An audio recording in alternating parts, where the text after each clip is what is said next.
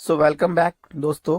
MMPC 10 का कल exam है और उसी के रिगार्डिंग में ये वीडियो बना रहा हूँ जहां मैं 8 मोस्ट इंपॉर्टेंट क्वेश्चंस आपके साथ डिस्कस करने जा रहा हूँ। तो मेरा ये रिकमेंडेशन जरूर रहेगा, लॉन्ग वीडियो मेरे चैनल पे है वो जरूर देख लीजिएगा। हालांकि उसमें मैंने ज्यादा मेहनत नहीं करी है, मैं क्यों आपसे झूठ बोलूं, बट उसको आप पढ़ लीजिएगा और मेरे वीडियो नहीं समझ में आते किसी और के वीडियो देख लीजिएगा या अपने आप से पिछले ईयर्स के 2 पेपर सॉल्व कर लीजिएगा। अभी फिलहाल मैं आपसे 8 क्वेश्चन वो डिस्कस करने जा रहा हूं जो बहुत ही इंपॉर्टेंट है। ये वीडियो आपके लिए एक गेम चेंजर बन के आएगा, ठीक है? तो प्लीज इसको जरूर देख लीजिएगा। और ये अगेन उनके लिए वीडियो है जिन्होंने ऑलरेडी कुछ पढ़ रखा है। अगर आप बिल्कुल फ्रेश हो तो आप पहले जाके अपना एग्जाम का पेपर सॉल्व कीजिए, उसके बाद कुछ ये वीडियो देखिए तभी हेल्प करेगा, क्योंकि ये रैपिड वीडियो है। ये कोई हम एक्सप्लेन नहीं कर रहा हूँ, यहाँ पे सिर्फ मैं आपको रैपिड वीडियो एसेंस देने वाला हूँ, ठीक है? तो चलिए बिना देरी कर हम स्टार्ट करते हैं MMPC 010 के 8 मोस्ट इंपॉर्टेंट क्वेश्चंस को। पहला जो टॉपिक है जो आ सकता है एग्जाम्स में वो है nature and scope of managerial economics. तो कैसा नेचर और कैसे मैनेजरियल इकोनॉमिक्स होती क्या है? तो नाम से समझ रहा है, मैनेजरियल यानी मैनेज करना, इकोनॉमिक्स यानी अर्थव्यवस्था, कैसे हम मैनेज करते हैं अर्थव्यवस्था, उसका नेचर कैसा है, उसका स्कोप क्या है। तो nature, managerial economics applies economic principles to business decision making में हेल्प करता है।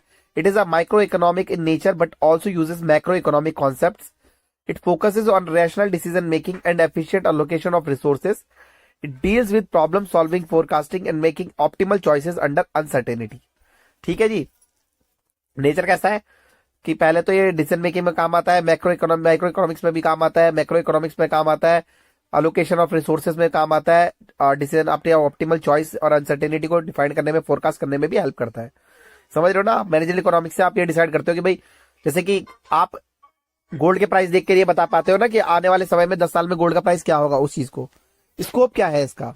डिमांड एनालिसिस एंड फोरकास्टिंग, आप डिमांड एनालिसिस और फोरकास्टिंग कर पाते हो। प्रोडक्शन एंड कॉस्ट एनालिसिस, आप कॉस्ट एनालाइज कर पाते हो, प्रोडक्शन को एनालाइज करते हो। प्राइसिंग डिसीजंस, आप प्राइसिंग तय कर पाते हो अपने प्रोडक्ट्स की, ठीक है। प्रॉफिट एनालिसिस, आप प्रॉफिट को एनालाइज करते हो, कैपिटल बजटिंग में आपको हेल्प करता है। रिस्क एंड अनसर्टेनिटी एनालिसिस भी आप कर पाते हो, ठीक है। आप ओ हेडिंग पता लग गई है, आप अंदर की डिटेल बना बना के अपने हिसाब से कर सकते हैं, ठीक ठीक। अब है हमारा profit maximization as an objective of the firm.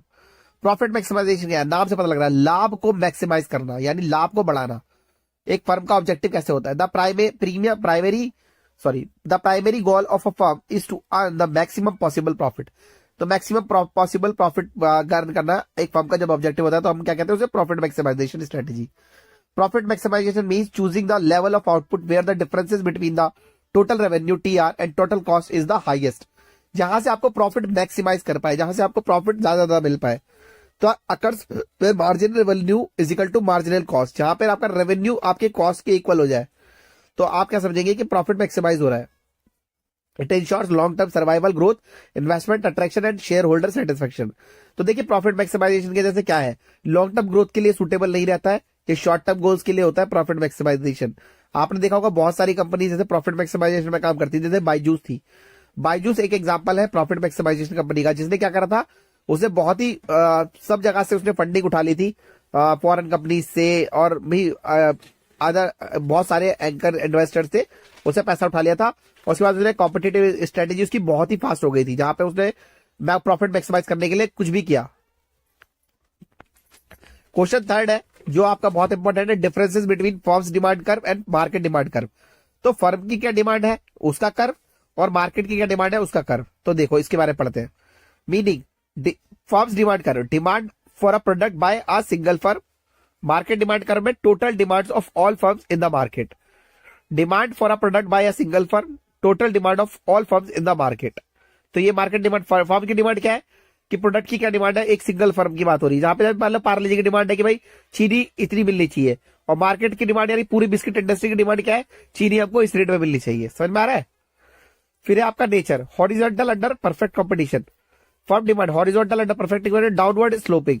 यहाँ पे मार्केट डिमांड कैसे आता है? डाउनवर्ड स्लोपिंग रहता है, ठीक है। मार्केट डिमांड कंट्रोल और प्राइस, नो कंट्रोल। फर्म का डिमांड में no control, shows relationship between price and total quantity demanded. Level, micro level पे आती है फर्म डिमांड और मैक्रो लेवल पे होती है मार्केट डिमांड कर्व, ठीक है। थोड़ा पढ़ लेना इसके बारे में, लॉन्ग वीडियो देख लेना या पिछला पेपर का ही सॉल्व कर लेना, ठीक है। कर लेना दोस्तों, थोड़ी मेहनत तो आप लोगों को भी करनी पड़ेगी। Question fourth, major approaches to demand measurement, क्या अप्रोच रहती है डिमांड मेजर करने के लिए? तो पहला है कंज्यूमर सर्वे मेथड। आप कंज्यूमर सर्वे डायरेक्टली आस्क कर सकते हैं, जैसे आपने देखा भी होगा मॉल्स में आपसे डायरेक्ट पूछ लिया जाता है कि भाई आपको ये प्रोडक्ट पसंद आया, आप टेस्ट करके देखिए नया प्रोडक्ट आया है, इस तरीके से। एक्सपर्ट ओपिनियन मेथड, या तो भाई कस्टमर से पूछ लो या फिर डायरेक्ट उस फील्ड के तुरंत से पूछ लो। मान लो आप ऑटोमोबाइल में जा रहे हो, अब आप या तो कंज्यूमर से आके पूछो कि भाई गाड़ी आपको कौन सी अच्छी लगती है, या फिर आप जाके मारुति सुजुकी वाले ऑनर से पूछ लो या उनके इंजीनियर से पूछ लो, वो आपको ऑटोमोबाइल के बारे में बहुत अच्छे से समझा देंगे। Market experiment method, changing price और advertising to observe customers reaction. भाई प्राइस चेंज करके देखो या एडवर्टाइज करके देखो कस्टमर का क्या बिहेवियर आ रहा है। बहुत बार क्या होता है, बहुत सारे प्रोडक्ट्स अच्छे एडवर्टीजमेंट्स की वजह से भी ले लेते हैं, या फिर प्राइस बहुत मस्त लगता है तो भी ले लेते हैं। जैसे बोलता है ना कभी कभी सिंथॉल की 4 टिकिया के साथ 1 टिकिया फ्री मिलती है तो 4 टिकिया वाला ले लेते हैं, वही तरीका। Statistical methods using regression and time series analysis. Past sales data method, studying historical trends to estimate future demand. Production function with 2 variable inputs. When production depends on 2 variable inputs like labor and capital like K, the production function is written as Q is equal to F into L into K. तो F जो है यहाँ पे constant है, Q है आपका production और L है आपकी लेबर इंटू कैपिटल। लेबर और कैपिटल को हम इंटू कर देंगे तो हमारा क्या लिख जाएगा, क्वांटिटी निकल जाएगी। F यहाँ पे कांस्टेंट रहता है।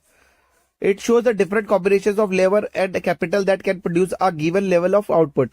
Concepts like isoquants, isocost lines, and marginal rate of technical substitution (MRTS) are used to find the most efficient input combinations. देखो 8 में से कोई 4 क्वेश्चन कर रहे होते हैं, 5 क्वेश्चन कर रहे होते हैं, आपने इस तरीके के न्यूमेरिकल प्रॉब्लम्स मत करना।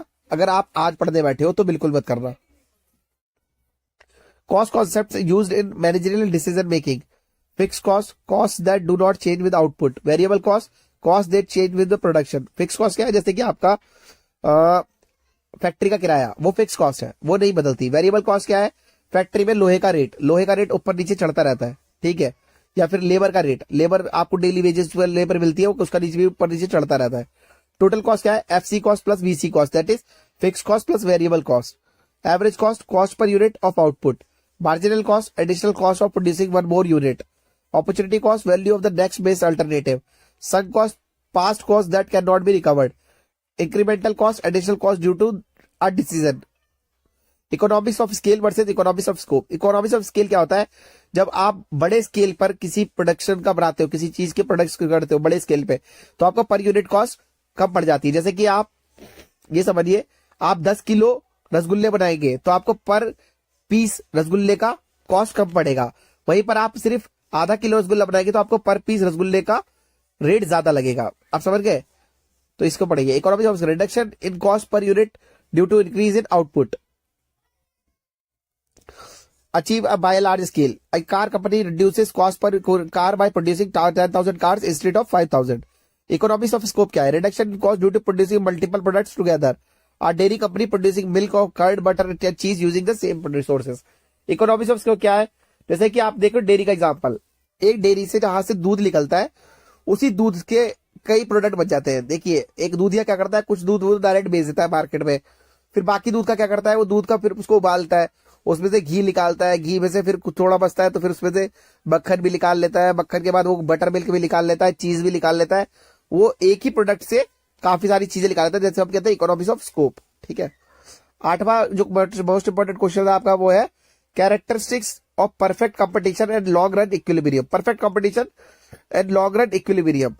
तो इक्विलिब्रियम वो सिचुएट होती है जब आपका ना आउटपुट और इनपुट एकदम इक्वल होता है, उसको बोलते हैं इक्विलिब्रियम। यानी जैसे तराजू पे हमने 5 किलो सामान पे 5 किलो बट्टा डाल दिया तो वो बराबर हो गया ना, वो इक्विलिब्रियम होता है। Large number of buyers and sellers, homogeneous products, free entry and exit, perfect knowledge, no control over price taker, perfect mobility of factors, long run equilibrium, price and output. In the long run, firms earn normal profit because of free entry and exit. Equilibrium occurs where price is equal to marginal cost, MC, minimum average cost. Firms adjust their output until they reach the minimum point of average costing, ensure efficiency. चलो दोस्तों, मैंने 8 question आपके discuss कर लिए, ठीक है। अब sign of करता हूं। MMPC 10 के लिए आप सबको ढेर सारी बधाइयां, जाके पेपर फाड़ दीजिए, बेस्ट दीजिएगा। ठीक है, चलिए, ओके, टाटा, बाय।